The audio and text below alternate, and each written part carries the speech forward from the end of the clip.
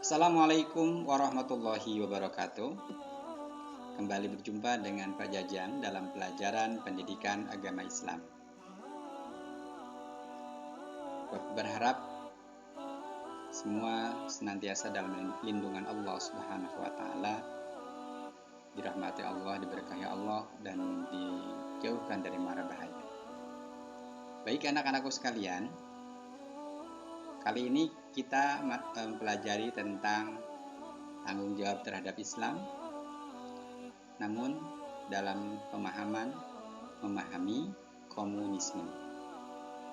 Beberapa waktu yang lalu kita sudah membahas di materi tanggung jawab terhadap Islam adalah memahami para penentang Islam, yaitu Zionisme, dan kali ini kita akan membahas tentang penentang Islam berikutnya, yaitu komunisme. Nah, apa itu komunisme? Dan bagaimana sepak terjangnya komunisme? Kita akan bahas di bab ini dengan seksama. Namun sebelumnya, marilah kita awali pertemuan kali ini dengan membaca basmalah bersama-sama. Bismillahirrahmanirrahim. Baik, untuk lebih jelasnya kita simak slide berikut ini. Komunisme adalah ideologi ateistik yang tidak percaya adanya Tuhan. Ya. Jadi paham ini paham yang ateis itu tidak percaya akan adanya Tuhan. Nah, menurut ideologi ini, semua yang ada itu bersifat materi. Ya, mereka menganggap bahwa yang mereka anggap ada itu yang bersifat materi atau ada wujudnya. Sedangkan yang tidak bersifat materi atau goib, mereka anggap tidak ada. Sekali lagi, menurut ideologi ini, semua yang ada bersifat materi. Jadi yang mereka anggap ada itu yang ada bentuknya, yang ada wujudnya. Sedangkan yang tidak ada wujudnya, yang tidak ada bentuknya, mereka anggap tidak ada. Contoh hal-hal goib itu mereka tidak percaya. Allah goib kan? Akhirat goib kan? Tidak terlihat oleh mata kita dan tidak ada wujudnya. Maka hal-hal yang bersifat goib tersebut, menurut paham ini, tidak ada. Mereka tidak percaya dengan adanya Tuhan, dengan adanya Allah, dengan adanya akhirat dan sebagainya. Nah, ideologi ini, komunisme ini, didirikan oleh Karl Marx ini, juga dikenal dengan Marxisme. Jadi dihubungkan dengan pendirinya, Marxisme ini. Nah, paham komunisme ini sangat berbahaya bagi kita. Kenapa? Karena di Indonesia, paham komunisme ini sudah mencetak sejarah kelam, yang mana paham komunisme di Indonesia ini dibawa oleh salah satu golongan, yaitu Partai Komunis Indonesia atau PKI, yang mana PKI telah membuat kekacauan yang luar biasa pada tahun 1965 atau yang dikenal dengan gerakan 30 September 1965, yang mana pada saat itu menewaskan 7 orang jenderal angkatan darat. Mungkin ada di antara kita yang sudah menonton filmnya tentang kebiadaban, kesadisan PKI tersebut. Nah, selain membunuh 7 jenderal angkatan darat tadi, Partai Komunis Indonesia atau PKI itu juga membunuh santri-santri dan para kiai, serta merusak masjid-masjid dan pesantren. Bahkan, tidak jarang mereka menghinakan Al-Quran dengan cara dibakar, dirobek, dan diinjak-injak. Naudzubillah. Itu saking mereka bencinya terhadap Islam. Jadi target mereka adalah ingin bahwa negara ini sudah tidak dalam genggaman Islam lagi. Ingin mereka kuasai. Nah, untuk itu penting kita sebagai generasi muda untuk mengetahui sepak terjang paham komunisme ini. Caranya, kita harus paham ajaran-ajaran komunisme tersebut. Berikut kita akan membahas tentang ajaran komunisme yang bertentangan dengan Islam. Baik, yang pertama, paham komunisme mengingkari keberadaan Allah dan hal-hal yang gaib. Mereka tidak percaya dengan 3 perkara. Apa itu? Tuhan, agama, dan hak kepemilikan pribadi. Mereka nggak percaya adanya Tuhan, karena Tuhan itu goib, Allah itu goib. Sedangkan seperti yang kita bahas di awal bahwa mereka tidak percaya dengan hal-hal yang bentuknya goib. Mereka menganggap ada itu kalau terlihat oleh mata, ada wujudnya. Agama mereka pun juga tidak percaya. Karena menurut paham ini, agama adalah candu seperti yang dikemukakan oleh pendapat Karl Marx tadi.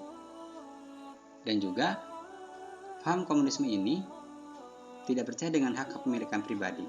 Jadi mereka menganggap semua ini milik semuanya, tidak ada kepemilikan pribadi. Jadi mereka menganggap milik orang lain bisa mereka miliki dengan mudahnya, dengan gampang.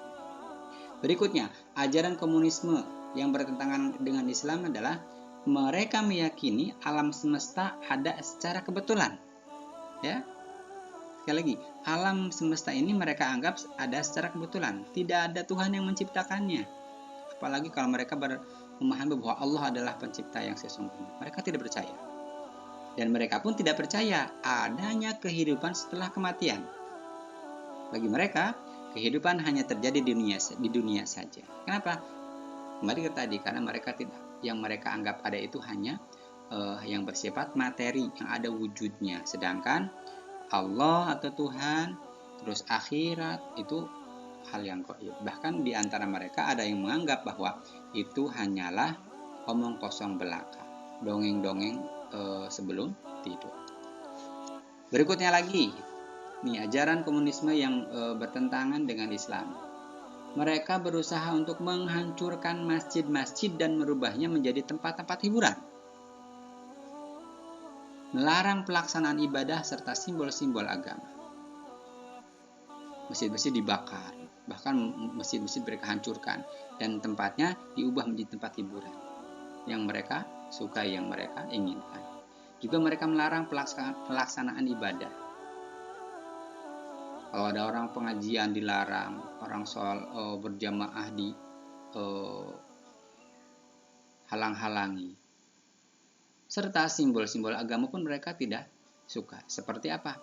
Seperti wanita yang berhijab, laki-laki yang mungkin kalau sekarang yang berjenggot, yang jidatnya hitam, itu mereka gak suka.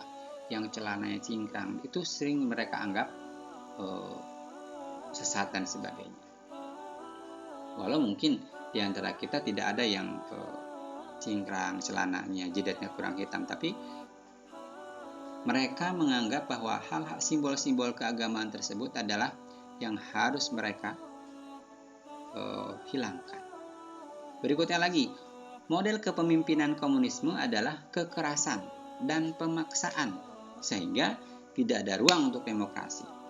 Karena mereka tadi kembali ke awal, bahwa tidak ada kepemilikan pribadi. Mereka menganggap ini semua milik mereka, bisa dikuasai dengan gampang. Jadi dengan kekerasan, dengan paksaan, mereka berusaha mendapatkan apa yang mereka inginkan. Jadi siapa yang kuat, itu yang berkuasa. Berikutnya lagi, mereka mempunyai tujuan untuk mengkomunismekan Indonesia. Nah, dalam menjalankan misinya ini, mereka menghalalkan segala cara untuk mencapai. Ya, makanya kita sebagai generasi muda hati-hati dengan paham ini, karena paham ini sudah mulai masuk ke generasi muda melalui hiburan-hiburan, melalui permainan-permainan, game-game yang melenakan, menjauhkan generasi muda Islam dari agamanya.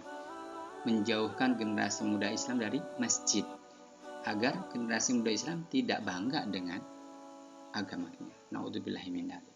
Demikianlah pembahasan kita tentang komunisme, yaitu salah satu paham yang menentang terhadap ajaran Islam. Semoga dengan kita memahami sepak terjang komunisme tadi, kita lebih waspada bahwa kita senantiasa dirongrong, kita senantiasa diincar oleh musuh-musuh Islam untuk dijerumuskan ke dalam jebakan-jebakan mereka. Semoga Allah senantiasa melindungi kita dari segala mara bahaya dan segala bentuk tipu daya para penentang Islam. Kita akan membahas para penentang Islam berikutnya, yaitu paham liberalisme dan sekularisme. Semoga kita diberi kesempatan untuk berjumpa di pertemuan berikutnya. Kita tutup dengan hamdalah. Alhamdulillahirrabbilalamin. Subhanakallahumma bihamdika asyhadu an la ilaha illa anta astaghfiruka wa atubu ilaik. Wassalamualaikum warahmatullahi wabarakatuh.